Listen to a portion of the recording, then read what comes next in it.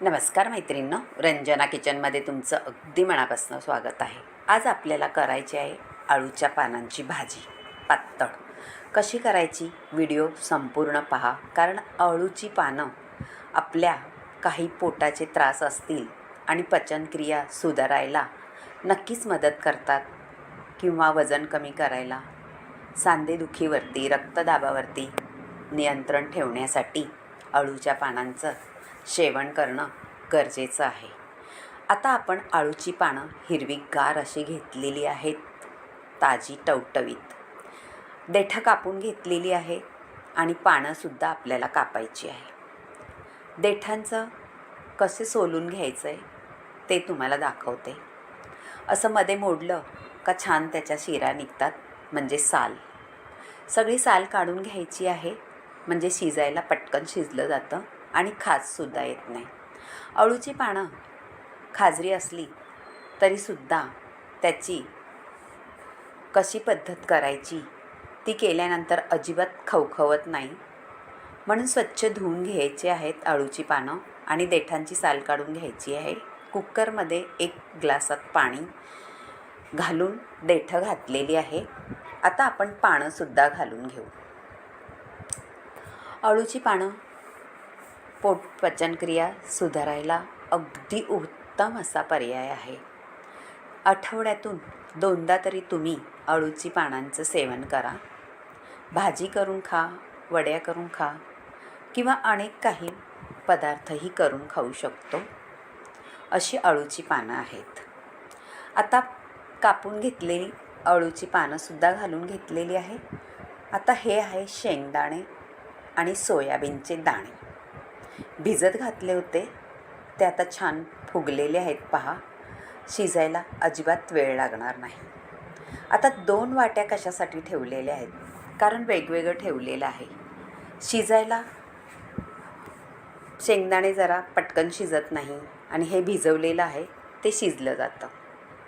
आपण एकत्रही करून शिजू शकतो, पण आपल्याला भाजी घोटायची आहे म्हणून एकत्र करून शिजवायचं नाही, गाळ होतो त्याचा. आता आपल्याला त्याच्यासाठी काय करायचं आहे, हिरवी मिरची, लसूण, आलं हे सगळं घ्यायचं आहे. आणि हे आहे चिंच, ते सुद्धा घ्यायचं आहे आणि भिजत घालून ठेवायचं आहे. आलं, लसूण, हिरवी मिरचीमध्ये जिरं 1 चमचा घालायचं आहे आणि वाटण करून घ्यायचं आहे. पहा मैत्रिणींनो, अगदी चवीला भारी अशी रेसिपी होते. आता कुकरच्या शिट्ट्या झालेल्या आहेत, 4 करून घेतलेल्या आहेत. आपलं भाजी, शेंगदाणे आणि सोयाबीनचे दाणे शिजून झालेली आहे आणि भाजी आपल्याला घोटून घ्यायची आहे. पहा, भाजी अशी चमच्याने तुम्हाला घोटता नाही आली तर अजून एक ट्रिक आहे, ते म्हणजे आपलं पावभाजीचं मॅशर. त्यानेसुद्धा करू शकता, म्हणजे झटपट घोटली जाते, वेळ लागत नाही. चमच्याने थोडा वेळ लागतो. हे पहा, आता मॅशरनीसुद्धा घोटून घेतल्यानंतर अजिबात वेळ लागत नाही, झटपट होते.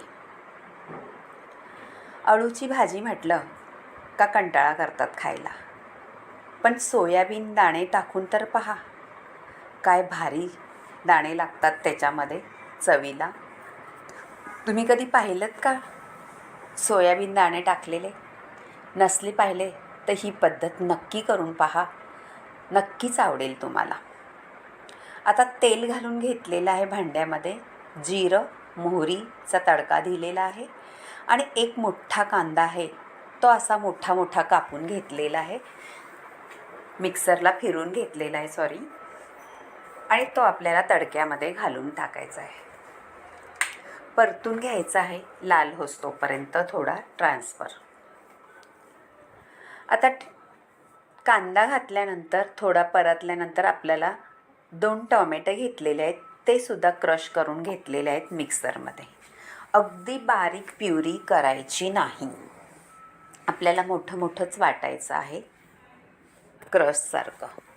आता आलं, लसूण, हिरवी मिरचीची पेस्ट केलेली ती सुद्धा घालून घेतली आहे 2 चमचे.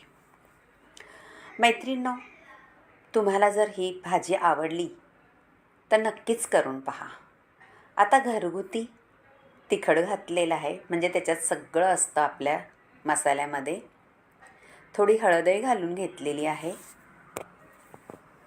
आता आपल्याला गरम मसालाही घालायचा आहे. त्याचासुद्धा स्वाद अगदी अप्रतिम येतो. आता छान शिजून द्यायची आपल्याला आणि त्याच्यात आपल्याला घालायचं आहे. पुढे पहिलं झाकण ठेवून घेऊ आणि छान तेल सुटस तोपर्यंत शिजवून घेऊ. पहा, छान तेलचं सुटलेलंच आहे. आता पुढची कृती पाहू. ही भाजी इतकी भन्नाट लागते. या पद्धतीने तुम्ही कराच, नक्कीच आवडेल तुम्हाला. आता मीठ घालून घेऊ चवीनुसार. आपल्या मसाल्याच्या अंदाजानुसार मीठ घालायचं आहे. मैत्रिणींनो, सोयाबीन दाणे घालून घेतलेले आहे शिजलेले, आणि थोडेसे मी क्रशसुद्धा केलेले आहे. क्रश याच्यासाठी करायचे आहे कारण त्याच्यात घोळले जातात आणि दाताखाली आले का मस्त असं लागतं खायला. आता आपल्याला शेंगदाणेसुद्धा घालून घ्यायचे शिजलेले ते, आणि ते सुद्धा परतून घ्यायचे आहेत. असं सगळं शिजलेलं आहे, त्याच्यामुळे त्याची चव अप्रतिम येते.